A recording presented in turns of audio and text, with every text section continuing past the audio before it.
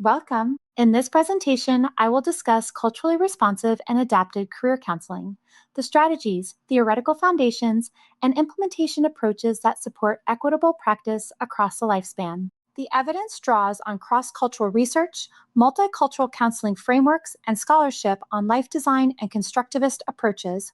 Our aim is to move beyond technical skill acquisition toward a principled, contextually grounded approach that meaningfully serves diverse clients.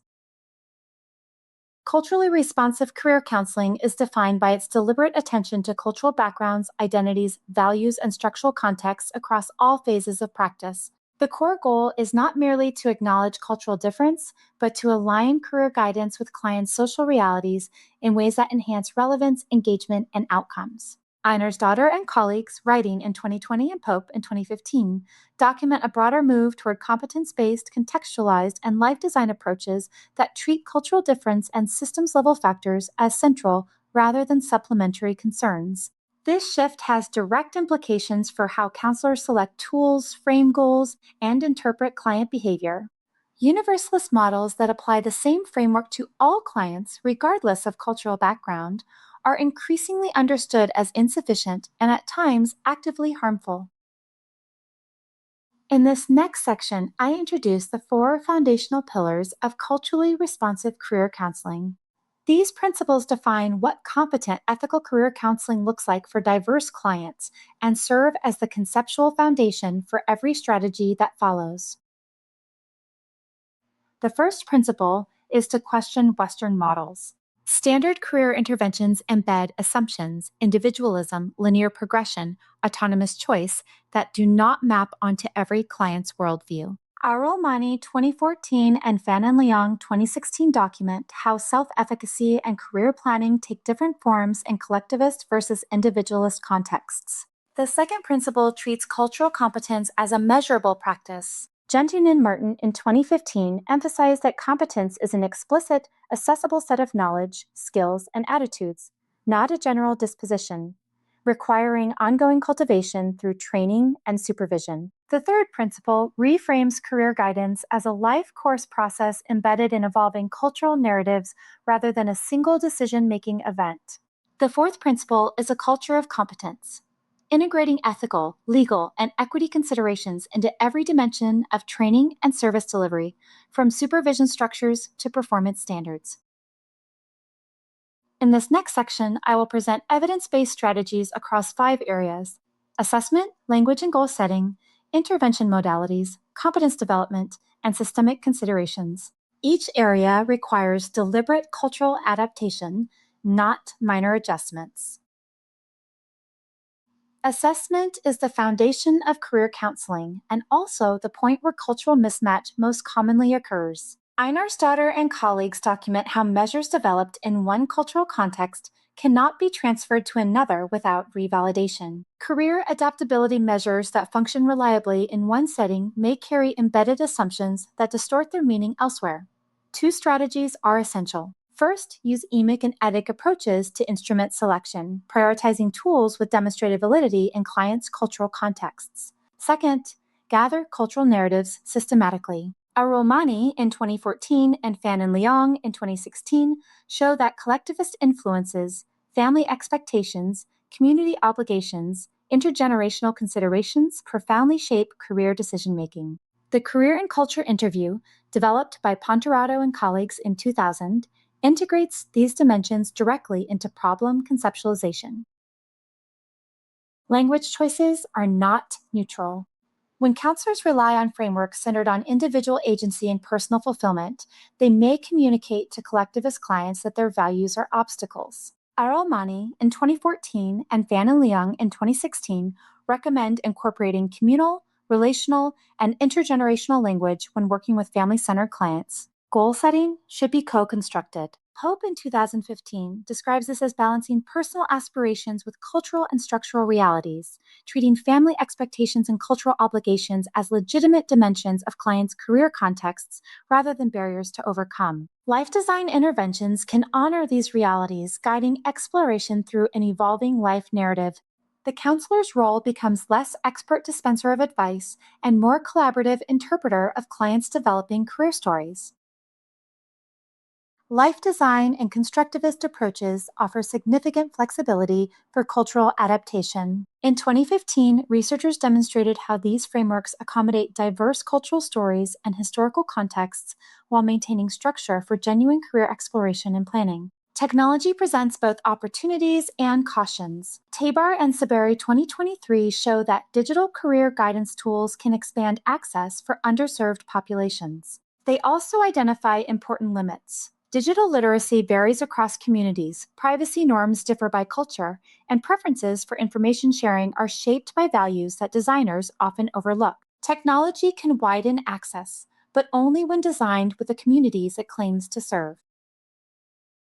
Culturally responsive practice requires attention to professional, policy, and systemic contexts, not only individual counselor skill. In 2015, Yuntunen and colleagues created a model grounded in practitioner development and ethical guidelines that position cultural responsiveness as a core component of effectiveness. In 2015, Bladani and O'Shaughnessy also demonstrated how supervision focused on multicultural issues and biases helps practitioners translate cultural knowledge into concrete clinical skills. Beyond individual practice, Levson 2014 and Robertson and Melkemian 2020 argue that culturally responsive practice is inseparable from advocacy and policy awareness. Counselors must understand the structural barriers shaping clients' career options. Aligning guidance with regional lifelong learning systems, as proposed by Tony and Voronin in 2020, situates individual practice within a broader equity agenda. In this next section, I will discuss the ethical and equity dimensions of culturally responsive career counseling, integrating social justice principles and cultural humility across the career development lifespan. Ethical practice in this domain is not a supplement to technical competence, it is constitutive of it. 3 frameworks anchor ethical, lifespan-oriented career practice. Lifespan/lifespace theory and SCCT together establish that career trajectories are shaped by the interaction of individual agency, contextual factors including family and culture, proactive behaviors, and transitions across the lifespan. Zucker and colleagues in 2018 and Zheng and colleagues in 2022 document these dynamics empirically. Leitano and Major in 2016 extend this by highlighting the interplay between work-life balance, authenticity, and personal values across career stages. Whole life perspectives resist the tendency to treat career development as purely occupational. Recent SCCCT extensions incorporate what Yao and McQuah-Herman in 2025 call cultural affordances, interpretive frameworks mediating between traditional values, including Confucian orientations and contemporary work expectations, expanding the theory's applicability to populations for whom it was originally a poor cultural fit. 3 components are essential for ethical, culturally responsive practice. Cultural humility requires ongoing self-reflection about one's cultural assumptions and their effects on clinical judgment. Cook and colleagues in 2025 and Zhang in 2025 document the importance of integrating DEI principles into professional training early, alongside attention to confidentiality and reflective practice. Culturally relevant strategies incorporate the specific values, beliefs, and needs of defined communities beyond generic competence frameworks.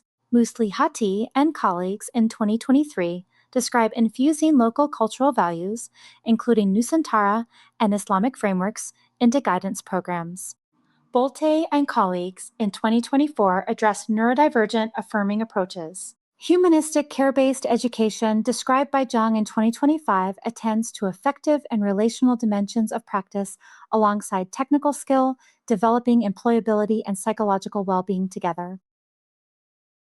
The literature consistently names systemic barriers, racism, gender bias, exclusionary practices toward LGBTQ+ trainees, and people with disabilities as persistent obstacles to equitable career access. Buford and Flores in 2024 and Dankers and colleagues in 2024 document these as structural features of career systems requiring active counselor response. 4 intervention categories emerge. Structured mentorship for underrepresented groups in banking, nursing, and STEM is documented by Ballout in 2025 and Wilbur and colleagues in 2020. Gender-sensitive counseling targeting bias in career pathways is examined by Gao in 2023. Community-based support for refugees and migrants is described by Sultana in 2022. STEM diversity initiatives are documented by Popo Olanian and colleagues in 2022. Each reflects the understanding that counselor competence alone cannot address barriers embedded in institutional structures. In the next few slides, I will discuss the key theoretical frameworks informing ethical, multicultural career counseling across the lifespan, their core contributions, the populations they address, and the critical gaps remaining in the evidence base. 4 frameworks anchor multicultural career counseling theory. Social cognitive career theory provides a triadic model of environment, personal attributes, and behavior. Its flexibility in incorporating cultural affordances and structural barriers makes it one of the more adaptable mainstream frameworks for diverse populations. Multicultural counseling and therapy serves as a meta-theoretical framework that centers on cultural identity and client empowerment. Its concept of conscientizakao, critical consciousness of one's social positioning, distinguishes it from approaches that treat cultural competence as primarily a counselor skill. Developmental contextualism embeds minority stress within a lifespan perspective, recognizing the interplay between individual development and contextual factors for sexual minority populations. Super's career development theory and career construction theory have been proposed for expansion to integrate cultural values and treat retirement as a distinct career stage. The literature addresses a meaningful range of populations. In 2013, Bicos and colleagues examined immigrants and global populations. In 2018, Pinto and Pinto addressed refugees. In 2013, Lindstrom and colleagues focused on young adults with disabilities. Dispenza and colleagues in 2016 examined sexual minority persons across the career lifespan. In 2000, Ponteroto and colleagues addressed racial and ethnic minorities.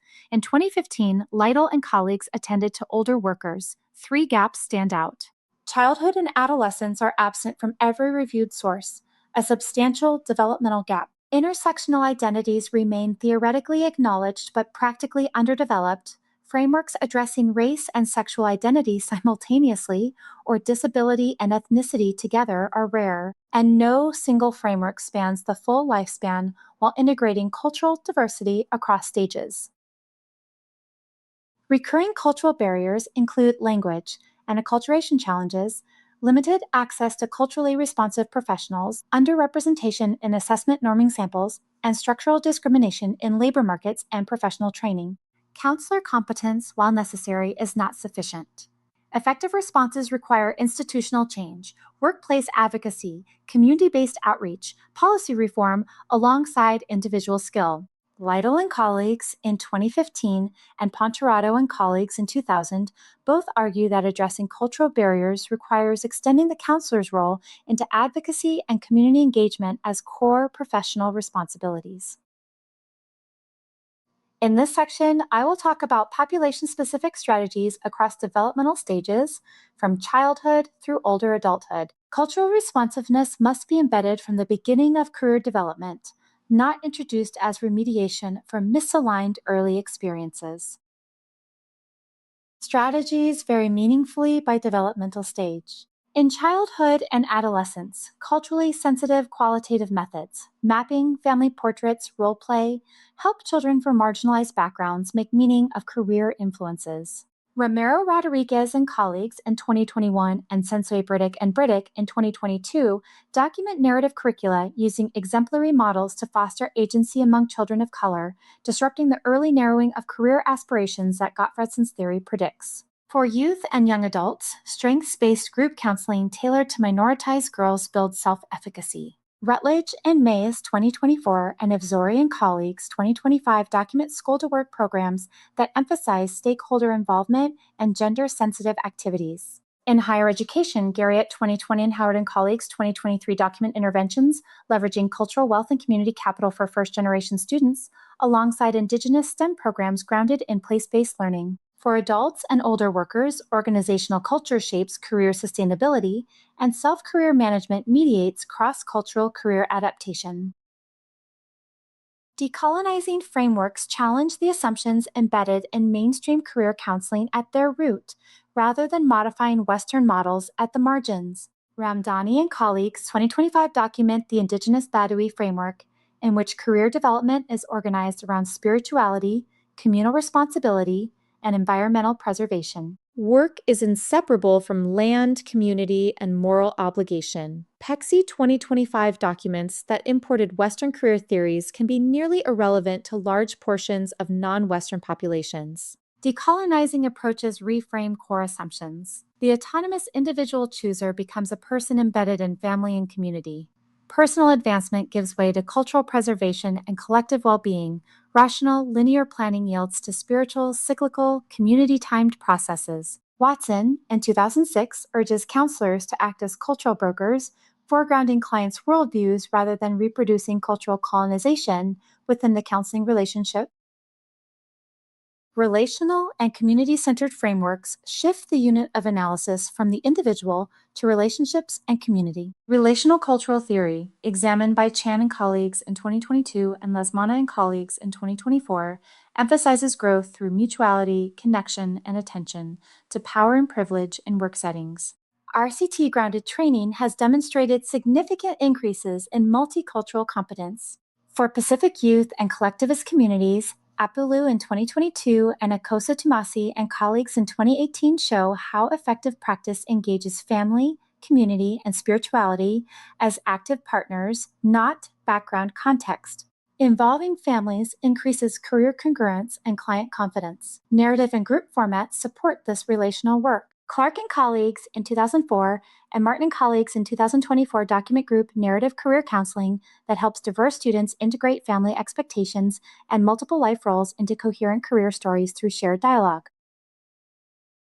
3 areas of practice are substantially reshaped by culturally responsive approaches.